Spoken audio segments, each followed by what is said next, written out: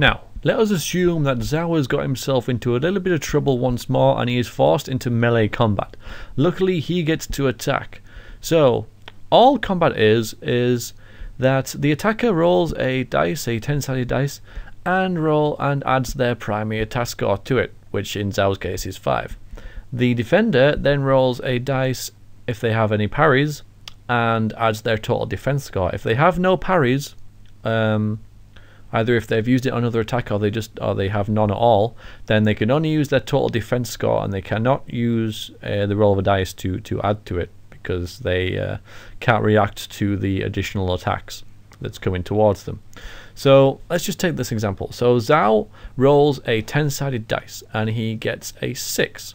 He adds his attack score to that, which is 5. So that equals 11. Now the monster defends. He has a defense score of 2, but he rolls a defense score of 6 even, sorry, but he rolls a pitiful 2 on his d10. So he only gets a total of 8. This defense score is actually quite low, but for the purposes of this example it was required. So the difference between 8 and 11 is 3. So Zhao won by 3. Now all he does is he damages the creature by the roll of the damage dice for the weapon he's using, which in this case is this poor quality sword. So he rolls d10 plus 3, so he rolls a 5, add 3 equals 8 damage. So if that was reversed, 8 damage on Zhao's base vitality of 20 is almost half. I like that. I like that combat is very gritty. It's very deadly. Your characters are mortal. Your characters cannot shrug off blows after blows after blows. Your characters, after 2 or 3 hits, will go down and need medical assistance if they haven't received healing already. This will also carry on. No matter how good your character gets, he will become more powerful and become more skilled, but even so, every monster that you meet will be some sort of a threat to you in IRPG. I like characters becoming powerful, but I don't like them becoming godlike. Your character is immortal and they will get hurt if they get hit, and that's what I wanted the character to be, and I think that the combat to be, and I think that it works pretty well. Because Zhao has 0 parries, he will not be able to roll a dice in defense if he is attacked.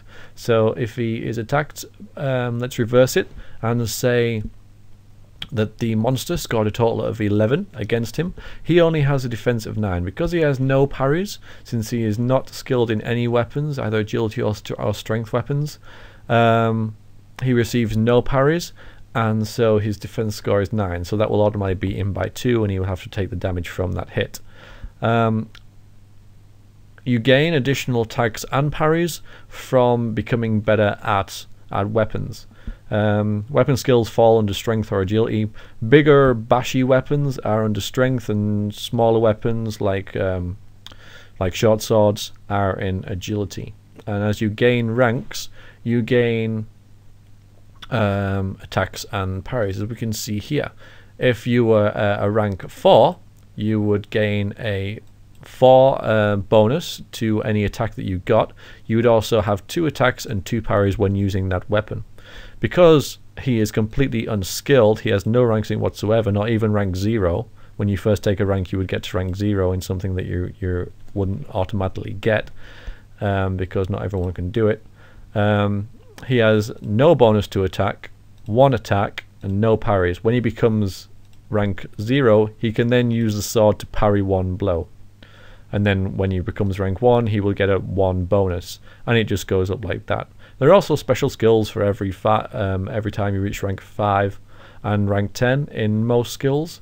The skills that this does not apply to is the magic skills, which I shall cover next.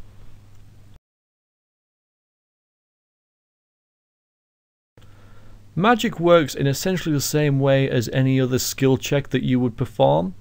So if you were trying to cast a spell, the spell would have a certain difficulty to it, for example 15, and the spellcaster would roll a d10, add their willpower, and then add whatever skill they have to that particular spell type, and they would try and get over 15. And if they succeeded, then they would cast a spell. If they failed, then they possibly could have bad things happen to them in the form of critical failures, depending on how much they failed the roll by.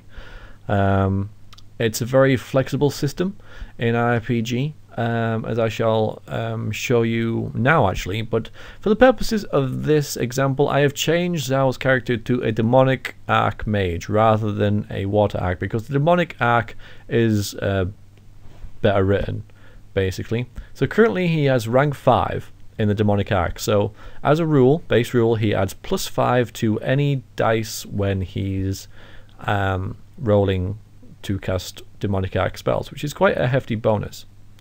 If we go into the demonic arc, which is not here, it's there.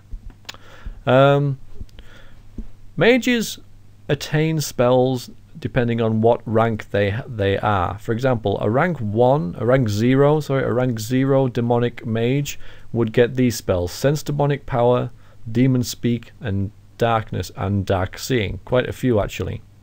So they would cast they'd be able to cast all these different spells, but certain spells have different difficulties to them. For example, Darkness has 3 different difficulties: lesser, regular, and greater. These have different difficulties because the greater Darkness is obviously harder to cast, but it's a better version of the spell. So he can a rank 0 mage can still try and cast this greater darkness, even though it is probably way beyond them,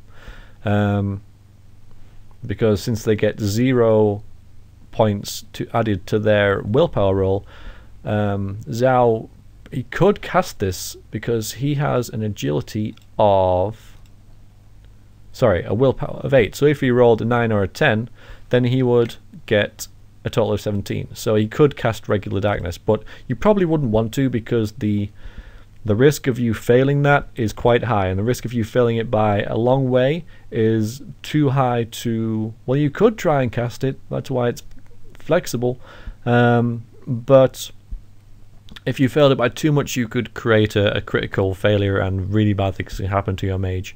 For example, you could be driven entirely mad, and be removed from the game. But that's an extreme example, but that is to dissuade mages from trying things that they really can't do. But if they wanted to, they could try if they wanted to risk it. As your mage gains more ranks in spell scrolls, in the spell skills, then they gain additional spells. For example, these are all rank 0 spells, but as we go down, they gain rank 1, and then rank 3 they gain a Summon Demon, and then rank 5 they gain the spell Possession, and then there's a rank 10 spell. Again, these spell lists aren't exactly complete, but they're good enough to start playing the game with. So they cannot cast Demonic Spirit, which is like the epitome of a demonic mage's power, as it says there, until they reach rank 10. But they can cast, for example, Zhao, being a demonic mage now, could cast Possession. It requires a difficulty of 18 plus 1 additional turn, so he could decide to possess a creature for more than 1 turn. So say he wanted to cast Possession on a creature and possess it for 2 turns, the difficulty would become 19. So he would roll a d10, he would add his willpower, and he would add this +5 and try and get 18. With the base there being 13, he would... There's about a 50-50 chance of him casting that spell, but it's kind of risky. It's kind of risky. But he could try and cast it if he wanted, or he could reduce the duration, which will make the spell easier, but obviously it would make the spell weaker as well. But that's basically how magic works. You still have a difficulty you've got to reach. You roll d10, add your willpower, and add whatever skill ranks you have to the roll. And if you succeed, then hooray, the spell goes off. If it fails, then yeah, you're probably screwed. Also, 2 little minor things here. A mage can only cast the number of spells per day between rests that he has willpower. So Zhao can cast 8 spells per day before he has to rest and be able to gather the willpower to cast any more. And any spells that are currently in effect will drain a willpower by 1. For example, if he had a darkness spell that was going and it's got a duration of 3, for those 3 turns after the or while the spell is being cast, while it's in effect, his willpower will be reduced to 7, because it requires a little bit of his concentration to maintain that spell there, even though it's been successfully cast. It's to stop. It's for game balancing purposes, really, to stop people running around with armies of demons.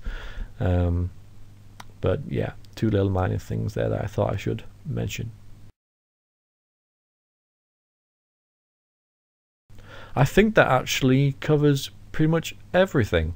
So thank you for watching. I hope that you have gleaned a lot from this. I'm sorry if I missed anything, but please feel free to ask questions in the comments. And shortly I will be uploading the first session that we played of IRPG, and I hope that some of this video clears up what happens in the videos. And again, this is a video, or 2 videos I guess, because it's gone on for quite a bit, where it can consolidate questions about the rules, hopefully. At least, you know, at least it won't be spread out continuously over the entire session documentation, I guess. So thank you for watching. Again, I welcome your comments and your ideas and your questions, and I shall see you soon, hopefully. Thanks guys. Toodaloo.